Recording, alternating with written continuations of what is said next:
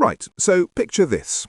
You're Nigel Farage. You've just spent the day campaigning in Greater Manchester. You fancy a nice meal at a swanky restaurant in Newcastle. And suddenly 20 protesters turn up, chanting "Shame on you" so loudly that the establishment has to literally slam the shutters down like it's preparing for the zombie apocalypse. Welcome to British politics in 2026, where even your lunch break needs a security assessment and a risk management plan.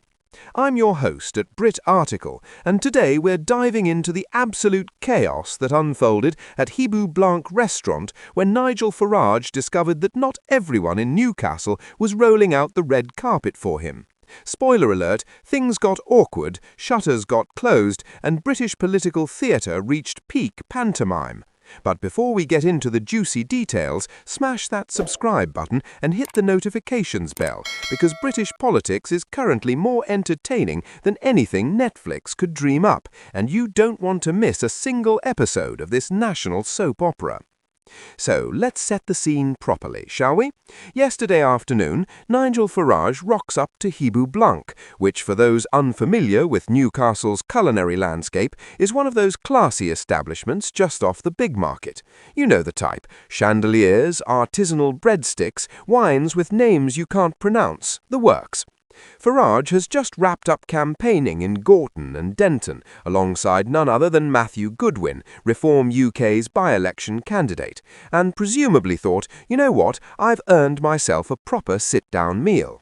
What he didn't anticipate was becoming the main course of controversy. Around 20 anti-reform protesters materialised outside, like they'd been summoned by the bat signal, except instead of fighting crime, they were armed with placards and righteous indignation. Their battle cry? Shame on you. Creative? Not particularly. Effective at ruining someone's afternoon? Absolutely. Now, here's where it gets properly British. Rather than having some massive confrontation or calling in riot police, the restaurant staff made the executive decision that discretion is the better part of valour and simply closed the shutters, just pulled them down. Can you imagine being inside that restaurant? You're trying to enjoy your pan-seared scallops or whatever Hibou Blanc serves, and suddenly it's like dining in a bunker. The ambience went from sophisticated European bistro to underground speakeasy faster than you can say political polarisation. Farage apparently stayed inside until around 4 o'clock before making his exit, presumably through some back route, because leaving through the front door would have been like walking into a Twitter argument made manifest. But here's the thing that makes this story absolutely fascinating, beyond just the surface-level drama. This wasn't just some random protest, this was strategic. Farage was in Newcastle for a reason, and that reason has everything to do with Reform UK's grand plans for the 2026 local elections in the North East. We're talking Gateshead, Hartlepool, Newcastle upon Tyne, South Tyneside, Sunderland and North Tyneside. The party is bunning for these areas, and they're not being subtle about it. Why? Because Farage already tasted sweet victory in the North East last year when Reform snatched Durham County Council from Labour in the 2025 local elections. That wasn't just a win, that was a statement. It was Reform UK planting their flag and announcing, "We're here, we're serious, and we're coming for your traditionally safe seats." And the numbers back this up. A recent MRP poll by More in Common found that Reform UK would now pick up Newcastle upon Tyne East and Wallsend, plus Newcastle upon Tyne Central and West. Let that sink in for a moment. Newcastle, Labour heartland Newcastle, the kind of place where you could historically stick a red rosette on a traffic cone and it would win by a landslide. And now polling suggests Reform could sweep in and turn everything purple. No wonder the protesters were out in force. They can see the writing on the wall, and it's written in Reform UK's distinctive colour scheme. Now, let's talk about those protesters for a second, because their creativity levels need addressing. The standout slogan on their placards was "Far-right swine out of Tyne." Points for the rhyme, genuinely. It's catchy, it scans well, and it would probably make a decent punk rock song title. But it also highlights something crucial about how political discourse currently operates in Britain. We've reached a point where shutting down restaurants and rhyming insults are considered legitimate forms of political engagement. And while I'm all for creative expression and the democratic right to protest, there's something deeply surreal about the fact that ordering lunch as a politician now comes with the risk of an impromptu demonstration. This is what we've been reduced to, not debating policy in the town square, but shouting slogans outside fancy restaurants while the shutters come down. Speaking of things being thrown at Nigel Farage, we absolutely cannot ignore the elephant in the room, or should I say, the milkshake on the suit. Back in 2019, when Farage was leading the Brexit Party, Paul Crowther decided that the appropriate response to seeing a politician he disagreed with was to lob a £5.25 milkshake over him. Just yeeted it right at him. Crowther, who's now 38, pleaded guilty to common assault and criminal damage, got handed 150 hours of unpaid work, and was ordered to pay Farage £350 in compensation.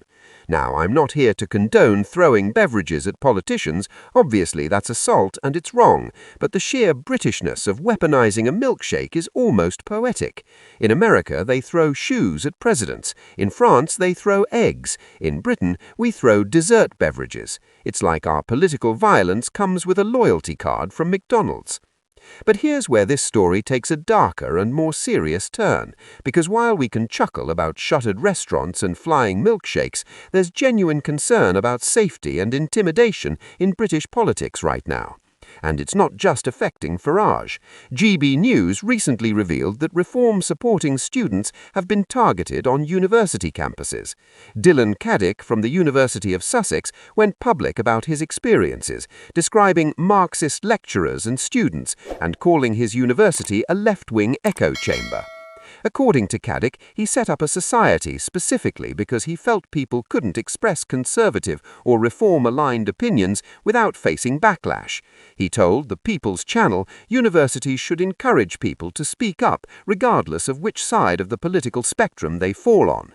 And whether you agree with his politics or not, the underlying point is important.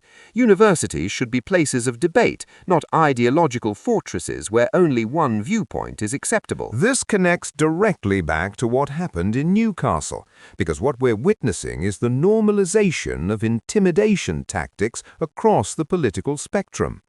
When protesters shut down restaurants, when students feel they can't express political opinions on campus, when politicians need constant security details just to grab a meal, we're heading somewhere dangerous. And speaking of security details, let's address that particular mess. Despite Farage's publicly funded security protection being slashed by 75% last October, Reform UK donors have been covering the costs of the Clacton MP's protection. Think about that for a moment. Private citizens are having to fund security for a sitting Member of Parliament because the state decided he didn't need it anymore. Whether you love Farage or loathe him, that's a concerning precedent. It suggests that your safety as an MP might depend on how wealthy your supporters are, rather than on any objective assessment of risk. And Farage hasn't been shy about calling out what he sees as incitement from the very top. He's accused Sir Keir Starmer of inciting violence against Reform UK MPs and campaigners, particularly after the Prime Minister accused Farage of racism. Farage fired back that Starmer's comments would incite and encourage the radical left and claimed the PM had descended into the gutter. Strong words, certainly, but not happening in a vacuum. Culture Secretary Lisa Nandy recently claimed Farage would lead a fascist government if given the chance. That's not political criticism, that's nuclear-grade rhetoric. Labour MP Miata Fanbula suggested Reform UK's comments about Turkish barbershops were racist. Every single day the temperature gets turned up another notch and everyone seems shocked when things boil over into protests and security incidents. But wait, there's more, because the Conservatives have also decided to pile on. Conservative Party chairman Kevin Hollenrake had to issue an apology after comparing Reform UK's special edition football shirt to the Nazi Party's Golden Party badge. Just let that one marinate for a second. A sitting Conservative chairman thought it was appropriate to make Nazi comparisons about Reform UK merchandise. And then Shadow Foreign Secretary Dame Preeti Patel described Reform UK as National Socialists during an appearance on GB News. National Socialists, that's Nazis, folks. She literally called them Nazis using the full historical terminology. This isn't subtle political sparring anymore. This is all-out rhetorical warfare, where historical atrocities get weaponized as casual political put-downs. So what's actually happening here? Well, Reform UK is genuinely terrifying the establishment parties.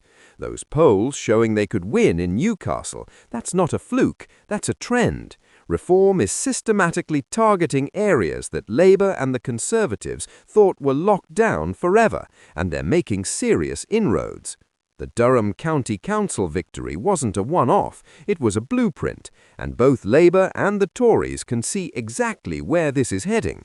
By the time the 2026 local elections roll around, we could be looking at a dramatically redrawn political map of Britain, where purple replaces red and blue in places nobody predicted even 2 years ago. The protesters outside Ibu Blanc weren't just angry about Nigel Farage eating lunch, they were angry because he represents an existential threat to the political order they're comfortable with.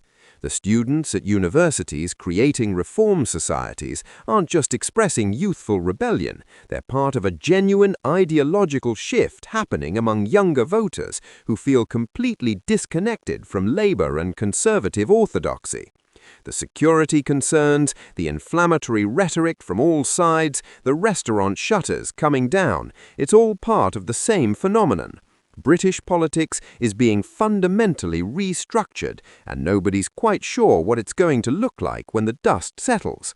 And perhaps that's the most important takeaway from this entire bizarre incident. Yes, it's absurd that Nigel Farage got trapped in a restaurant by protesters. Yes, it's peak British politics that the solution was to close the shutters and wait it out like a medieval siege. But underneath the surface-level comedy is something genuinely significant. The political consensus that dominated Britain for decades is fracturing. The North East, historically Labour's fortress, is now competitive territory. University campuses, traditionally left-wing spaces, are seeing organised Conservative pushback. Politicians from all parties are using increasingly extreme language about their opponents. And through it all, Nigel Farage keeps showing up, keeps campaigning, and keeps winning places nobody thought he could win. The establishment can shut the shutters all they want, they can protest, they can throw milkshakes, they can make Nazi comparisons on national television, but none of that changes the fundamental reality that Reform UK is gaining ground, that voters are genuinely considering alternatives to the traditional parties, and that British politics in 2026 looks nothing like it did even 5 years ago. Whether you think that's wonderful or terrifying probably depends on where you sit politically, but nobody can deny it's happening. So the next time you hear about Nigel Farage causing a stir somewhere, remember it's not just about one controversial politician eating lunch. It's about a country trying to figure out what it believes, who it trusts, and where it's heading. And sometimes that journey involves closed shutters, angry protesters, and one very expensive meal in Newcastle that probably wasn't worth the hassle. Thanks for watching this deep dive into British political theatre at its finest. If you enjoyed this breakdown of the absolute circus that is modern British politics, make sure you're subscribed to Brit Article, hit that notifications bell, and drop a comment below letting me know what you think about all this. Are Reform UK genuinely reshaping British politics, or is this just temporary noise? I want to hear your take. Until next time, keep questioning everything, stay informed, and remember that in British politics, even lunch can become a national incident. Cheers!